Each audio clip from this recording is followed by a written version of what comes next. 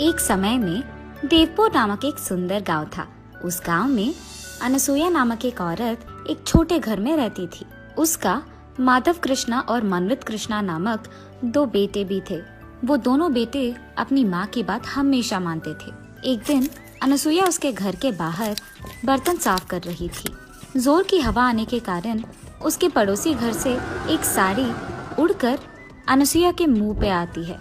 हाँ, ये क्या, कहाँ से आई है ये साड़ी, और वो भी मेरे मुंह पे। इसको ढूंढते हुए किसी के आने से पहले ही मुझे इसका रूपरेखा बदल देना होगा। ये फैसला करके वो तुरंत एक कैंची से वो साड़ी को काटने लगती है। इतने में उसकी पड़ोसी सुजाता उसकी साड़ी लेने वहाँ आती है और अनसुया को उसकी साड़ी काटते हुए देख, अनसुया, ये मेरी नई साड़ी है। कोई जानबूझकर तुम्हारे घर में इसे नहीं डाला है। ये हवा की वजह से आ गया है। कृपा करके इसे काटो मत, मुझे दे दो मेरी साड़ी। जब तक मैं तुम्हारी साड़ी को टुकड़े टुकड़े ना कर दूं, तुम्हें समझ में नहीं आएगा कि गलती से भी तुम्हारी साड़ी को मेरे घर में नहीं आना है, समझे? ये कह के वो उसके फैसले के अनुसार ही उस साड़ी को टुकड़ों में काट कर ही उसके पड़ोसी सुजाता को देती है। और क्योंकि सुजाता को अनसुया के बारे में पता है, वो कुछ ना कह पाती है और वहाँ से चुपचाप उन टुकड़ों को लेकर चले जाती है। ऐसे ही अनसुया उसके बुरे बर्ताव से उस गांव में सारे लोगों को हर दिन परेशान करती थी। एक दिन एक औरत उसके बेटे का विवाह का निमंत्रण देने के लिए अनसुया के घर आती है। उस निमंत्रण को देख अनसुया भी सोच में पड़ जाती है और ये फैसला करती है कि उसके बेटे का भी वो शादी करवाएगी। लेकिन मेरे बारे में जानते हुए भी कोई इस गांव में मुझे मेरे बेटे के लिए एक बहू नहीं देगा, इसीलिए मैं पड़ोसी गांव में जाकर मेरे बेटे के लिए एक अच्छी पत्नी ढूंढ कर लाऊंगी। ये फैसला करके वो अगले दिन पड़ोसी गांव में जाकर एक बड़े घर की बेटी स्वप्ना को उसके बड़े बेटे से विवाह निश्चय करती है और ऐसे उन दोनों का शादी करवाती है। स्वप्ना नई नवेली दुल्हन होने के कारण शुरू में अनसुया उसे कोई काम नहीं कहती है और उसे प्यार से देखती है। ऐसे कुछ दिन बीत जाते हैं। फिर एक दिन स्वप्ना पोछा कर रही थी घर में और अनसुया ये देखे बिना घर में चलती रहती है। उसे ऐसे चलते हुए देख, सासू माँ जरा देख के चलिएगा, मैं पोछा कर रही हूँ तो फर्श अभी गीला है, कहीं आप गिर ना जाए, देख के चलिएगा। ये मेरी बहू की इतनी हिम्मत कि मुझे बता रही है क्या करूँ क्या नहीं। अब तो मैं इसे सबक सिखाऊंगी। मैं वही चलूंगी जहाँ ये पोछा कर रही है, ताकि सारा दिन मैं इसे काम ही करवाऊं। ये फैसला करके अनसुया वही चलती रहती है जहाँ स्वप्ना पोछा मारने की कोशिश करती है। बार बार ऐसे करने के कारण स्वप्ना पोछा करना बंद करके अनसुया को बस देखती रहती है। क्या हुआ बहू, घर साफ करना छोड़कर तुम मुझे क्या घूर रही हो? चलो करो काम। ये कहकर वो अपने बहू के सिर पे एक जोर का धप्पा देती है, जिसके कारण उसकी बहू बकेट को टकराकर नीचे गिर जाती है। हा हा हा, तुमने तो कहा कि मैं फिसल के गिर जाऊंगी, मगर अब तुम ही गिर गई। ऐसे ही पड़ी रहोगी कि काम भी करोगी? चलो लग जाओ काम पर। ये कहकर वो हंसते हुए उसके कमरे में चले जाती है। चलो ये तो देखते हैं कि मेरे बहू ने घर साफ किया कि नहीं। बाहर जाकर देखने पर उसकी बहू वहाँ नहीं रहती है। ढूंढने पर उसकी बहू उसके कमरे में सोते हुए दिखती है। तब अनसुया वहाँ जाकर उसके कंबल को जोर से खींचती है, जिसके कारण उसकी बहू स्वप्ना नीचे गिर जाती है। हाँ, क्या हुआ सासू माँ? मैं सो रही थी और आपने मुझे नीचे गिरा दिया। तुम सो कैसे रही हो? तुमने क्या सोचा घर का काम हो गया? खाना कौन पकाएगा? जाकर खाना बनाओ। उसके ऐसे जोर से चिल्लाने के कारण स्वप्ना उठकर खाना बनाने में लग जाती है। ऐसे ही अनसुया हर रोज उसकी बहू स्वप्ना को कोई न कोई कारण लेकर उसे दुख पहुंचाती ही रहती थी और भला बुरा कहती थी। और दूसरी तरफ स्वप्ना उसकी सासू माँ को कुछ न कह पाने के कारण चुप ही रहती थी। ऐसे कुछ दिन बीत जाते हैं। एक दिन अनसुया उसके घर में टीवी देख रही थी और अचानक उसका छोटा बेटा शादी करके बहू को उसके साथ घर ले आता है। ये देख अनसुया चौंक जाती है।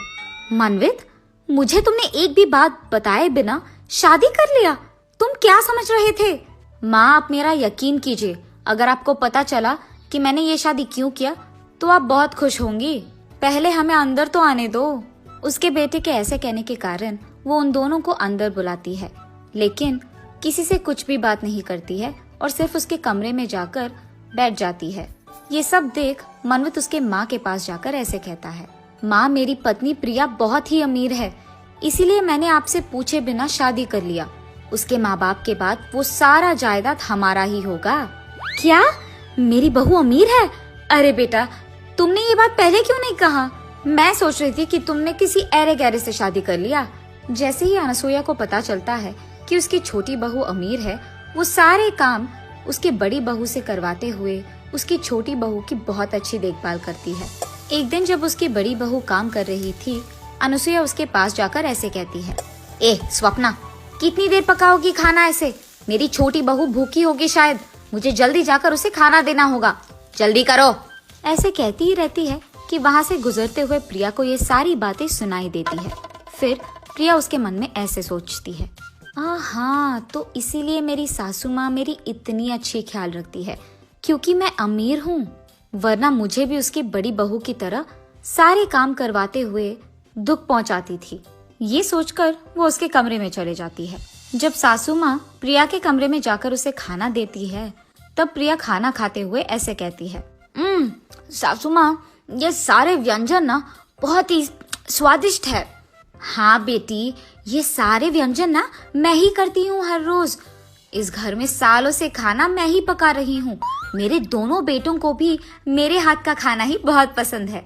तुम्हें जब भी कुछ चाहिए ना, बस मुझे एक आवाज दो, मैं तुम्हारे लिए वो बना दूंगी। हाँ, मेरी सासू माँ को पता नहीं है कि मुझे पता है कि वो झूठ कह रही है। मैंने तो उनका असली स्वरूप देख लिया। अब देखो मैं उन्हें कैसे दौड़ाऊंगी। ऐसा कुछ करूंगी कि इनको आराम करने का 1 मिनट का वक्त भी ना मिले। ये फैसला करके वो अगले दिन उसकी सास के पास जाकर ऐसे कहती है, सासू माँ, आज मुझे गरम गरम वड़ा खाने का मन कर रहा है, आप मेरे लिए बनाएंगे? मैं भी आपके पास खड़े होके सीखूंगी कि कैसे बनाते हैं। अरे रे, अब तो मैं अपनी बड़े बहू से भी ये बनवा नहीं पाऊंगी, क्योंकि ये लड़की तो मेरे बगल में खड़े रहना चाहती है जब मैं वड़ा बनाऊंगी। अब तो मुझे खुद से ही करना होगा। और ऐसे वो खुद प्रिया के लिए वड़ा बनाने लगती है। सासू माँ, सिर्फ वड़ा नहीं, उसके साथ खाने के लिए एक मांस का भी व्यंजन बनाइए ना।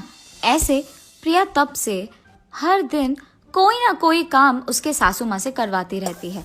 ऐसे ही एक दिन प्रिया उसके सासू माँ से पकौड़ी बनवाती है और अनसुईया उसके बहू के लिए पकौड़ी बनाते हुए उससे ऐसे कहती, बेटी, तुम्हारा पति ना इसी गांव में कोई अच्छा व्यापार करना चाहता है, इसीलिए तुम एक काम करो, अपने घर जाके कुछ निवेश के पैसे लेके आना बेटा, तभी तुम्हारा पति कुछ कर पाएगा। सासू माँ, आपको अभी भी शर्म नहीं आया? मैं जानबूझकर आपसे ये सब काम करवा रही हूँ और फिर भी आप मुझसे कह रहे हो कि मैं पैसे लाऊं?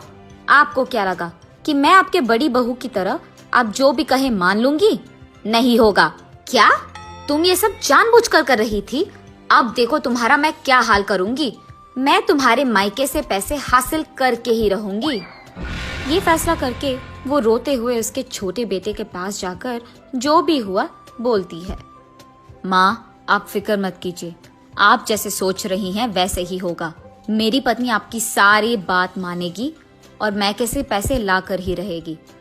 ये कहकर वो उसके पत्नी के पास जाकर ऐसे कहता है, प्रिया, अब से तुम माँ के कहे सारे काम करोगी और उनके खिलाफ बात नहीं करोगी और अपने मैके जाकर पैसे भी ला कर दोगी, वरना मेरी माँ तुम्हें इस घर से बाहर भेज देगी। उसके पति के ऐसे कहने के कारण वो उस दिन से उसके घर में सारे काम करती है। ऐसे कुछ दिन बीत जाते हैं। फिर अचानक एक दिन सरकार घोषित करता है कि कोरोना वायरस नामक एक भयंकर वायरस देश में फैल रही है और लोगों को एक दूसरे से 2 गज की दूरी निभाना पड़ेगा। और इसी फैलने को रोकने के लिए सरकार लॉकडाउन का आदेश देती है। उस लॉकडाउन के कारण लोगों को बाहर जाने की इजाजत नहीं थी, इसी कारण सभी लोग घर पे ही रहते थे। लेकिन प्रिया उसके घर में सारे काम खत्म करके उसके पड़ोसी के घर जाकर हर रोज उनसे बात करती थी। एक दिन ये सब देखकर उसकी सास प्रिया से ऐसे कहती है, प्रिया, सरकार ने हमारी सुरक्षा के लिए लॉकडाउन का आदेश दिया है और तुम यहाँ बेपरवाह पड़ोसी के घर जाकर बात कर रही हो। अगर तुम्हें कोरोना आया या तुम्हारे कारण हमें कोरोना आया तो हमारा क्या होगा? इसलिए आज से तुम बाहर नहीं जाओगी। आपको शायद डर है कि आपको कोरोना आएगा, लेकिन मुझे ऐसा कोई डर नहीं है। मैं अपनी मन की मालिक हूँ, मुझे जो करना है मैं वही करूँगी। ये कहकर वो हर रोज उसके पड़ोसी से मिलने जाती ही रहती थी। उसके पड़ोसी के घर में किसी को कोरोना आने के कारण वो प्रिया को भी फैलता है, और क्योंकि प्रिया को ये नहीं पता था, उसे बुखार और सर्दी आने के कारण वो डॉक्टर के पास जाकर उसका जांच करवाती है। फिर डॉक्टर उससे कहता है कि उसे कोरोना वायरस आया है और इसे घर पे रहकर अच्छी खाना खाकर दवाइयाँ लेकर उसका ख्याल रखना होगा। प्रिया डर के कारण भला बुरा सोचने लगती है। ये सब मेरी सास के वजह से हुई है। अगर वो नहीं कहती कि मुझे कोरोना आएगा तो शायद ये नहीं होता। अब क्योंकि उसके कारण मुझे आया है, मैं ये देखूंगी कि मेरे कारण उसे भी आएगा। कम से कम तब वो चुप रहेगी और मुझे ये सब काम कहना छोड़ देगी। ये फैसला करके वो उसके घर वापस जाकर उसके ही हाथों से कॉफी बनाकर उसके सास को देती है, और इसी कारण अनुसुईया को भी कुछ ही दिनों में कोरोना वायरस आ जाता है। हा हा हा, सासू माँ, मुझे पता था कि आपको कोरोना आएगा। आप इतने बार कह रहे थे कि मुझे कोरोना आ जाएगा कि मेरे को आ गया, इसलिए मैंने अपने हाथों से कॉफी बनाकर आपको दिया ताकि आपको भी कोरोना आए। अब मुझे बहुत खुशी है। क्या? मैंने तो तुम्हारे भले के लिए कहा था कि तुम्हें कोरोना आएगा, लेकिन तुम इस हद तक गिर गई कि तुमने मुझे कोरोना जानबूझकर दिया। तुम कैसी औरत हो? उसके सास के ऐसे कहने के बावजूद वो उसके मायके चले जाती है, लेकिन जब उसके माँ बाप को पता चलता है कि प्रिया को कोरोना आया है तो वो उसे अंदर आने नहीं देते हैं, जिसके कारण उसे वापस उसके ससुराल ही जाना पड़ा। यहाँ स्वप्ना उसके सासू माँ को और प्रिया को कोरोना आने के कारण उनकी सेवा करते हुए, उनके लिए खाना बनाते हुए, उनको दवाइयाँ देते हुए उनकी बहुत अच्छी ख्याल रखती है। कुछ दिन बाद अनुसुईया और प्रिया को कोरोना कम हो जाता है और ऐसे कुछ दिन बीत जाते हैं। फिर एक दिन अचानक टीवी में ऐसी खबर आता है कि कोरोना का दूसरा वेव शुरू हुआ है। ये देख अनुसुईया तुरंत सोचती है कि उसे ये बात उसके दोनों बहू से कहना है। बेटा स्वप्ना, प्रिया, मैंने अभी अभी टीवी में देखा है कि कोरोना का दूसरा वेव आ गया है और इस बार वो दुगना भयंकर है और लोगों की मरने का संख्या भी बहुत बहुत बढ़ गया है। हमें चौकन्ना रहना होगा। मेरे बर्ताव के लिए मैं माफी मांगती हूँ। मैं अब ये सिर्फ तुम्हारे भले के लिए कह रही हूँ। कम से कम इस बार तो मेरी बात मान लो। अरे सासू माँ, आप तो बड़े हैं। आपने अगर हमें कुछ एक दो बात कह भी दिया तो कोई नहीं, हम समझ सकते हैं। आप हमारे भले के लिए तो कह रहे हैं। फिक्र मत कीजिएगा, हम इस बार ख्याल रखेंगे। हाँ बेटी स्वप्ना, मुझे पता है कि मैंने तुम्हें बहुत दुख दिया है, लेकिन फिर भी जब वक्त आया तो तुमने ही मेरा ख्याल रखा है बेटा। तुमने तुम्हारे मन में मेरे खिलाफ कुछ भी नहीं रखा और मेरा इतना अच्छा देखभाल तुमने ही किया। मुझे मेरे बर्ताव के लिए माफ कर दो बेटी। आइंदा मैं ऐसे कुछ नहीं करूंगी। सासू माँ, अब मुझे भी माफ कीजिए ना। मैंने अमीर होने के नाते बहुत गर्व से और अहंकार से आपसे बात किया है और ये अच्छा नहीं है। मुझे मेरी गलती का एहसास हो गया है और इस बार मैं ऐसे नहीं पेश आऊंगी। हम सब एक ही बात पे रहेंगे। अगर मैं आपकी बात सुनती तो मुझे कोरोना नहीं आता और ना ही मैं आपको कोरोना देती। अब मैं अपना सबक सीख गई, आइंदा ऐसे कभी नहीं करूंगी।